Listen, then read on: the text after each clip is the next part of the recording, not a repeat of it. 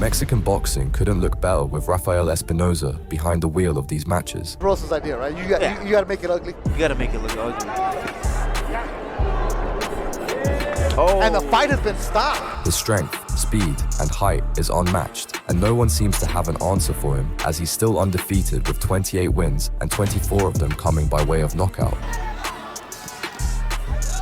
Good right uppercut. And he goes down. He's been compared to Mexican fighters such as Juan Manuel Marquez and Canelo Alvarez. That fluidity, he's really, really good. They caught him again, coming in, and down goes Laurel for the second time. He's the WBO featherweight world champion, and he's the tallest in the history of the division. His voice.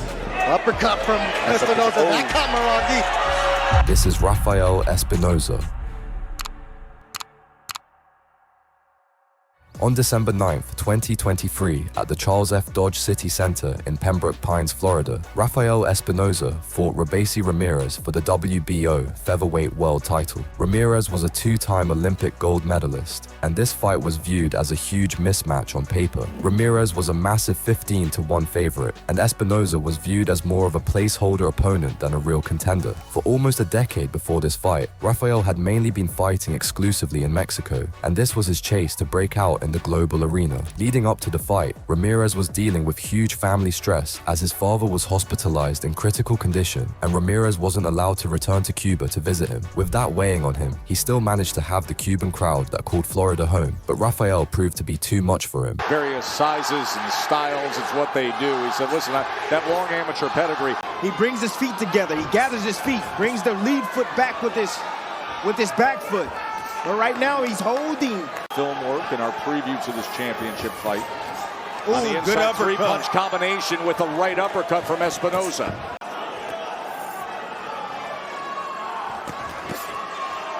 But Tess, how long can he maintain that distance? That's important. No, got to utilize the jab, right? There's that left hook right there. That's what I'm talking about. He has a lead left hook. Brutal. Keeping his hands in his pocket, so to speak, like the great Teddy Atlas used to say. There he comes with a straight. See the uppercut? Straight right hand and then that left uppercut again. Towards the end of that round, Tess, I'm going to tell you this. Robeisy, he threw two straight left hands down to the body. Ramirez at bay. Ramirez tried to time that right hand. Espinosa immediately fired back. Coming to the end of round two, featherweight world championship fight. Oh, that was after the bell. By the challenger. Espinosa with the left hand to the body. Look at that. Espinosa's here to win. He's fighting with conviction. It'll bring out the best in you. And that's what so far is happening. A long-range right hand from Espinosa as he continues to be willing to trade. He's never gone the distance. Definitely in the back of his mind.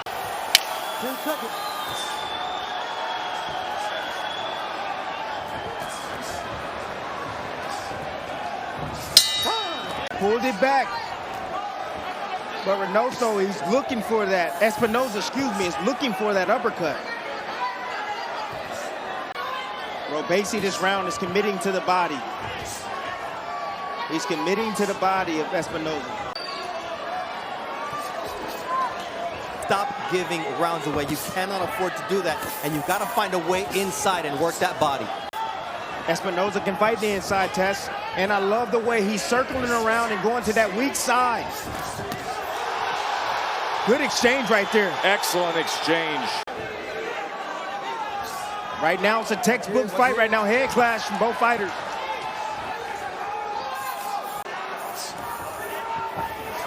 Ooh.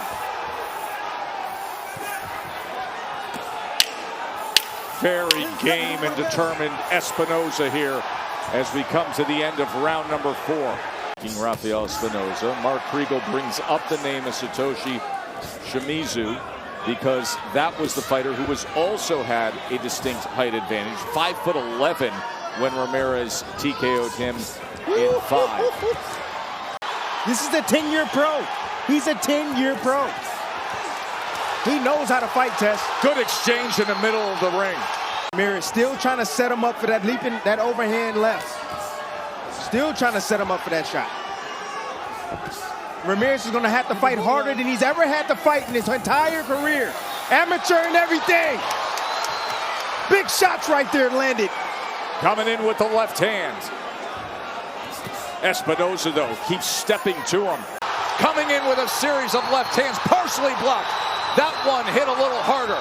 And now head hunting against the 6'1". Oh, and that's a slip. Espinosa thought he had a knockdown. You got one fighting for this belt, and you got one defending it.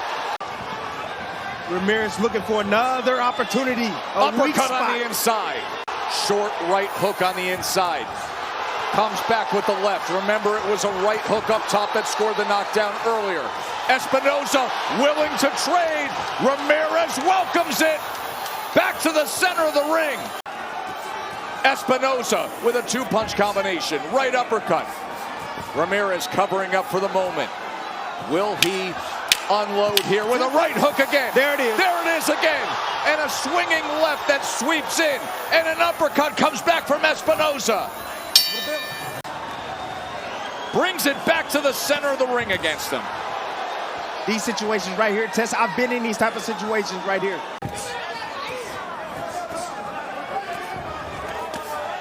Good hook. That was on the body elbow. shot. Went to the body, was partially blocked, caught a bit of the elbow. That one was sweeping. And then filling that gap was Ramirez with a two-punch combination. Defends his world title. Starting to seem that he got a full steam and he's coming forward and marching. He's getting confident. As you see there, throwing combinations right there, landing. Espinosa right now has to continue to fight. He has to fight and weather the storm. He has to believe. He needs to take those shots coming from Ramirez, and he needs to keep piling on, keep marching forward. An uppercut that comes forward. He's making his fight harder than it needs to be. He needs to exit that weak side. He needs to look for that right hook, but he needs to start down low. Bring the attention down low first, because he's sitting in front like that, he's going to get teed up on, and he's not winning these rounds. 3 straight right uppercuts from Espinosa. Body language, body language, body language, people. Easy to read if you're a judge, right? Absolutely. One guy's coming forward, being the aggressor, making the fight.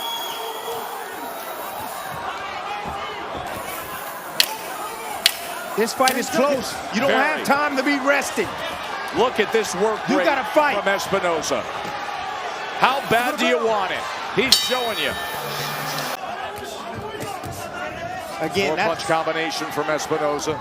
Again, Tess, that's why it's important. I told you. Why he had him hurt. He had to go down to the body to continue to weaken him. That's a smart thing to do. Espinosa closing the distance. Straight right hand from Espinosa. Headshot from Espinosa. Espinosa now turning it on more and more. Bit of swelling, the warning from Christopher Young. Works his way back to the inside. Tess, this is why I love boxing, Tess. Just spectacular when there's drama like this. This is why I love boxing. You're seeing guts. You're seeing blood, determination.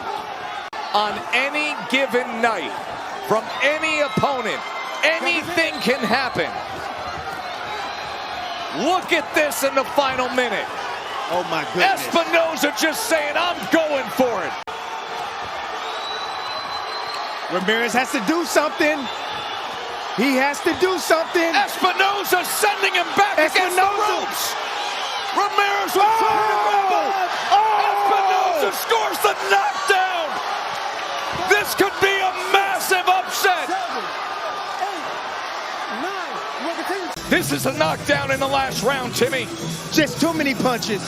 The round before that, over 100 punches. Espinosa was able to throw too much, too physically strong, too determined. It was too much firepower for Ramirez. High guard usage that he likes to use. Not enough offense coming back from Ramirez right here, and that just made Espinosa even more confident. Amazingly, Rafael was able to rally himself after getting knocked down in the 5th round, and it turned out that he ended up injuring his ankle in the process. Couple times tonight. There it is! There it is!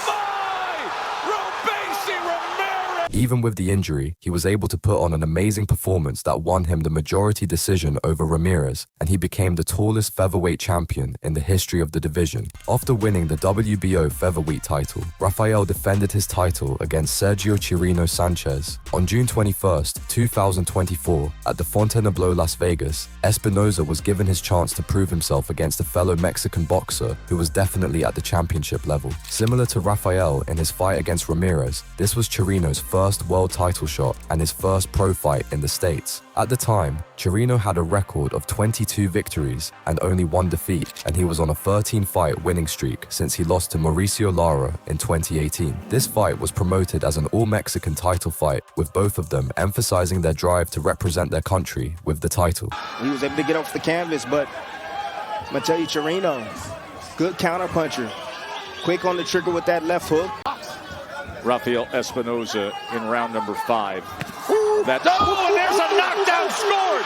The champ scores a big knockdown in the first round. What an uppercut. So, wow. You know what's having a good start to this round right here. But let's see how Espinoza is able to set up this punch. Short little uppercut. A wide right hand, a looping right hand. I can't believe he saw that shot right there. Just turned it right up the middle. Turned his head a little bit. Look at that. Smart. That's savvy. Turned his head a little bit to be able to take some steam off the punch if it was to land. And throwing that short uppercut right up the middle. Perfectly timed. Right on the chin. A hurt snake is still a deadly snake. Espinoza continuously put the fastest rising title contender in the division, coming off his great effort a couple weeks ago at Madison Square Garden. Reach more as well too, because that would have made the fight a little bit more easier for him, I believe. But man, he's given us a great fight fighting the inside. Right hand comes over the top. Counterpunchers, they like to wait. They like to wait on the perfect opportunity. See how there it is again. But again, when you almost the same scenario we saw in the first round. You make a mistake, right? Because he has that reach. He's there to be able to make you pay. Right. Ooh. Right uppercut. That got him in trouble. Halfway through round number 3. But he's getting flustered by that onslaught. Yes, wow. Long range right hand. Woo. Comes back with the left uppercut on the 3-punch combination. He's not allowing him to think. Look at the blood on the face of Chirino. He has taken damage here in round number 3. He has a lot of heart though. Look at him still fighting back. He's moving his feet while he's throwing, so the power is not there. And a lot of fighters don't know how to do that. That's a beautiful body shot. Big shot! Second knockdown scored of the night for the champ.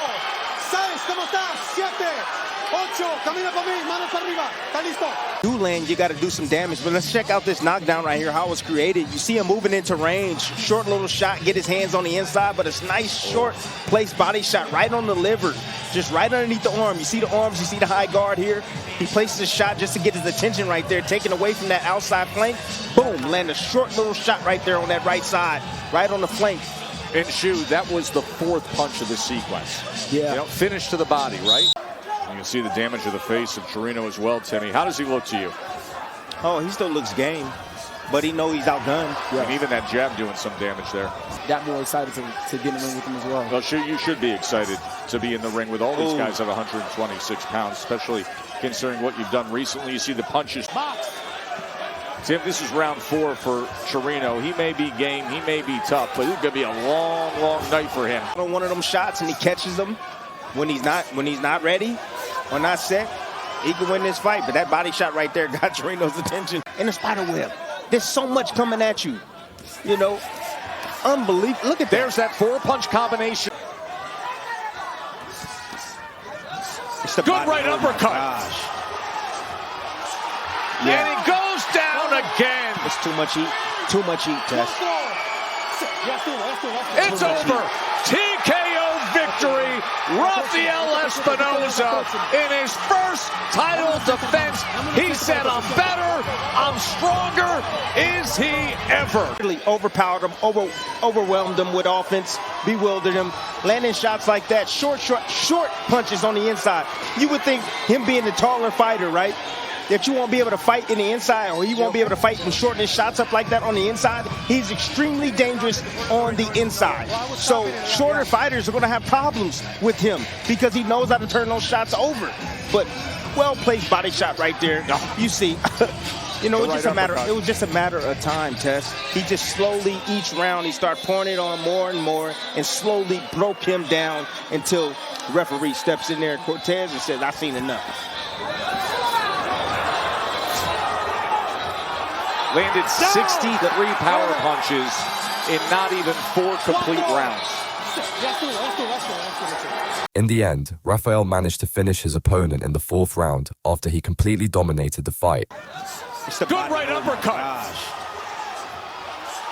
And it goes down. He managed to drop Chirino 3 times, once in the 1st round, once in the 3rd, and once for the final time in the 4th. With a win over Chirino, Rafael set himself up for another defense, but this time it was the highly anticipated rematch with Robeisy Ramirez on December 7th, 2024 in Phoenix, Arizona. Rafael prepared to defend his title from the man he took it from, Robeisy Ramirez. This fight would determine whether Rafael's first victory over Ramirez was a fluke, or if he truly was the superior fighter. Robeisy constantly insisted that he didn't really lose the first fight, and he had only been dropped in the final round of their first match due to exhaustion.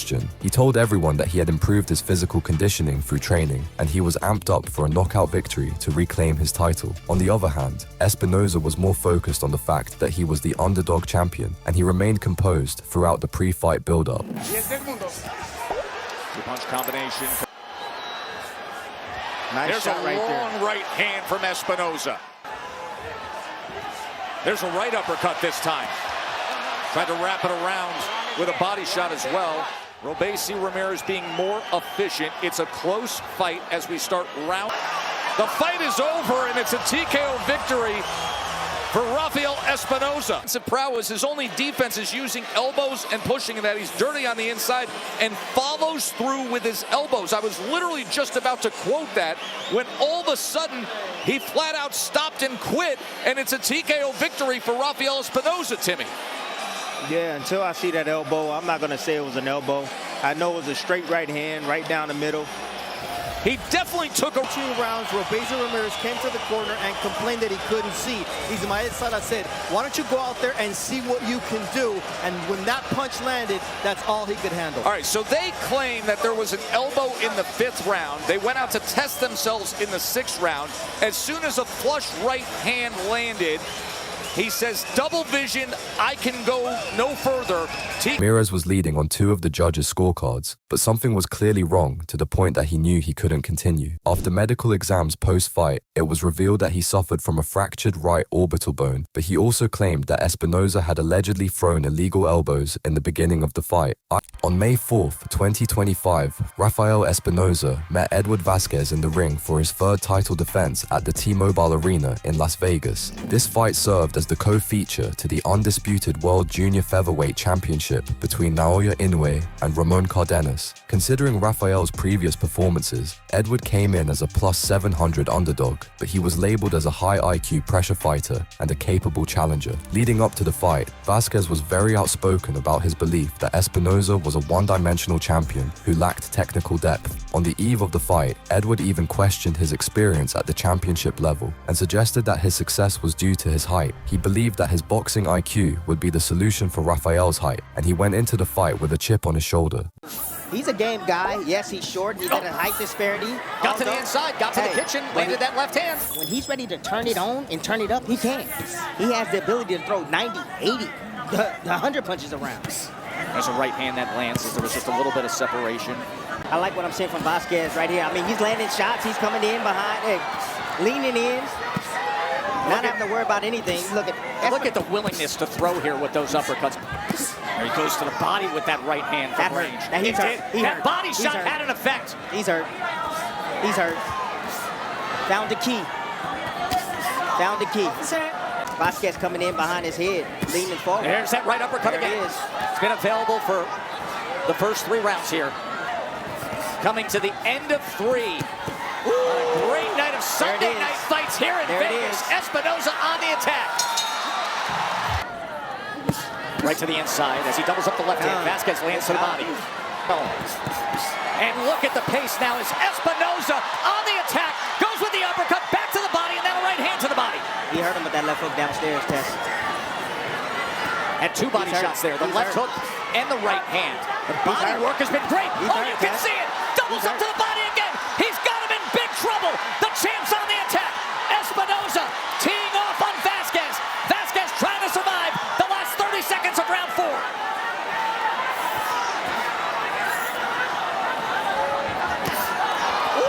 What a right uppercut! He's in trouble against the ropes!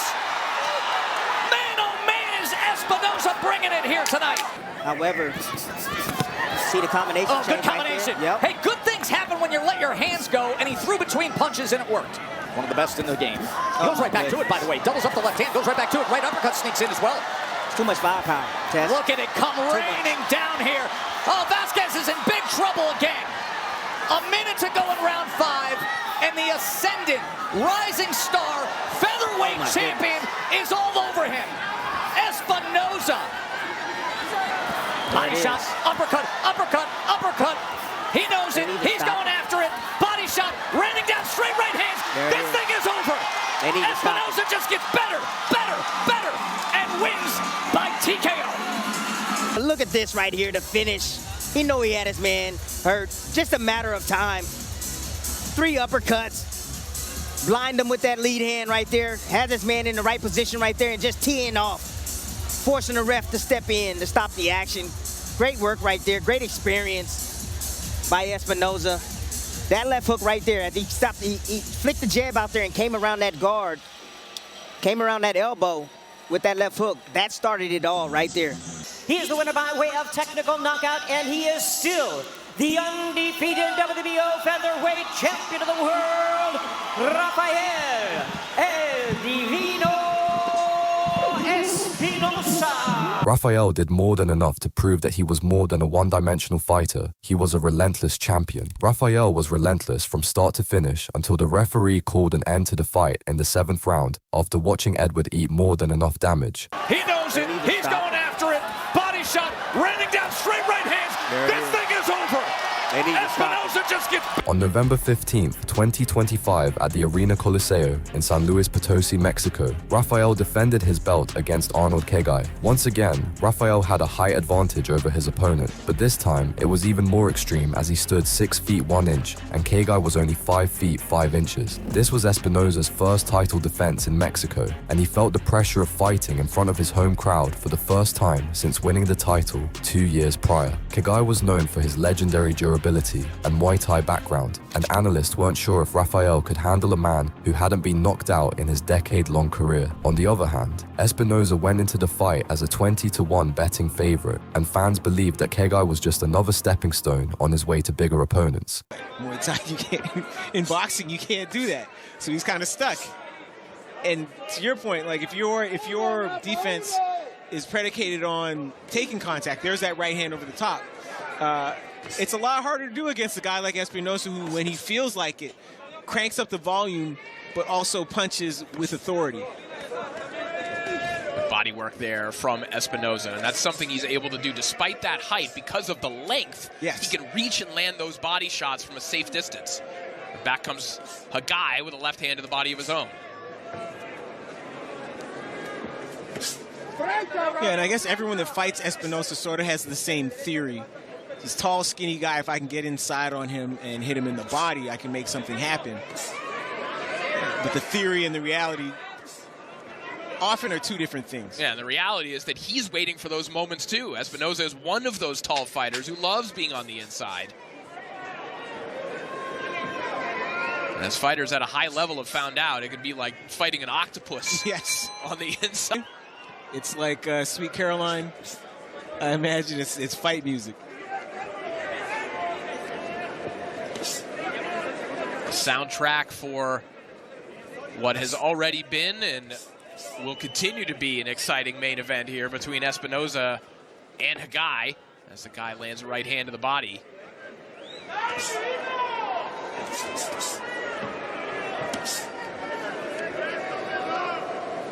You see Espinoza trying to keep Khegai at a distance, and that's one of the ways he can use his length, but you also see him sort of like Sebastian Fundora, getting inside. And one of the ways that you can also use, you see a really tall fighter use their length, is to get inside and just get leverage on their punches, because these long levers, you can get tremendous power at the end of them from close range. So you will see him do that too. There's 3 good left hooks to the body from Espinoza in the last 20 seconds or so. Now a right hand scrapes through the guard of Khegai. Tries to stab his way to the body of Espinoza and try and get some work done on the inside. You can see a deep breath from Khegai after he absorbed that uppercut from Espinoza. And right there you see the dilemma for Khegai. Again, a guy with a kickboxing background is not used to moving his head in ways that the short, muscle-bound guys usually have to move their heads to get inside on the tall guy. So he's there at the end of the jab, trying to figure out ways to get inside.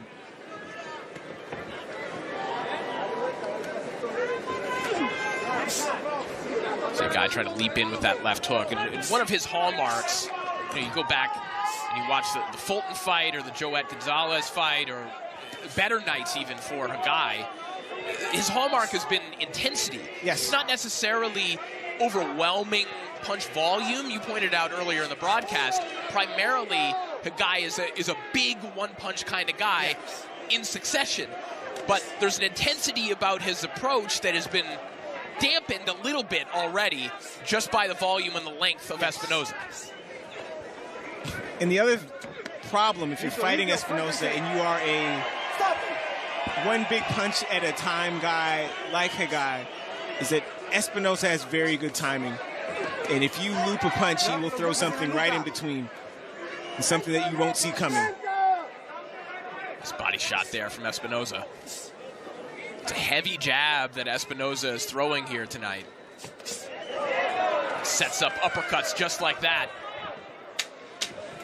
Uppercut comes so fast considering the length of the arms of Espinoza. A nice pot shot. This round 3 is underway, and Espinoza still pumping that jab that the Khegai corner was trying to advise him around or through. And touching him with the uppercut that they said to look out for. So it's one thing to give someone some advice that, again, in theory should work against Espinosa. Something else entirely to implement that game plan. There's that uppercut again. And already the face of a guy starting to swell a little bit. Guy trying to come over the top of the right hand. That's the punch they were asking for. And again, you watch Espinosa fights, that punch is there. It's just a matter of how often is it there and how much damage do you take in between your opportunities to land that punch. And can you capitalize on it? Because we saw, of course, Espinoza in his defining fight, that first win over Robeisy Ramirez, dropped hard. Dropped so hard that he broke his ankle. Yes. And then fought another 7 rounds with that broken ankle.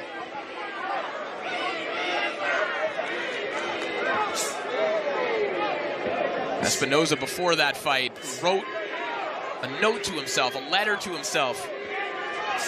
He left in the locker room that said, "You're going to be world champion by the end of the day." And again, I think what's easy to forget is the Rafael Espinoza who headed into that fight is not the Rafael Espinoza we see now. Maybe in terms of skill set, but just in terms of his profile, he was a guy that we didn't quite know what that record meant, what he was made of. And it didn't happen that way, but we have since learned that that was not a fluke against Robeisy Ramirez as the guy lands that right hand over the top. The guy really having to arc these shots, but they're getting there. Nice left hook. At that really close range, stuff like that, Corey, is where Khegai and that Muay Thai background is an advantage. Well, as we were saying, Corey, big right hand over the top there from Khegai, and another one. And again, big left hook as well. Landed one right there, but he's also been busted open by a symphony of uppercuts here. And the chants of Divino are now starting here at San Luis Potosi. Nice counter shot there from Khegai. Big right hand over the top there from Khegai. Again, there's that right hand. It is there. Everyone he's fought has hit him with the right hand. Orthodox or southpaw. The troubles continue to mount here for Arnold Khegai,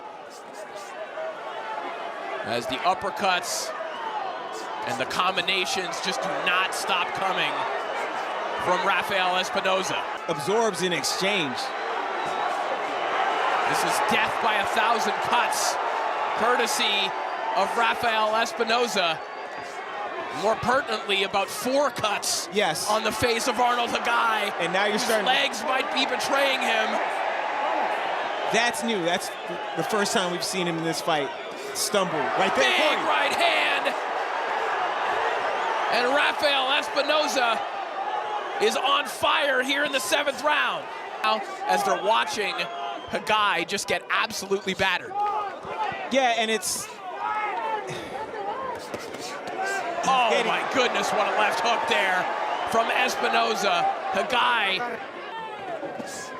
Oh, what a right hand there from Espinoza, and maybe that will change the mind of Khegai corner. This is Holyfield versus Hasim Rahman territory. My work is done. Before the referee had even gone over to talk to Khegai's corner. 1, 2, 3. Rafael managed to systematically break down Kheigai's technique, but in the 7th round, an accidental head but caught Kheigai's left eye. By the 10th round, Kheigai's trainer decided to stop the fight, and this made Rafael the first person in history to stop Khegai in the ring. Comment who you think could beat Rafael Espinoza, and like and subscribe for more. Goodbye.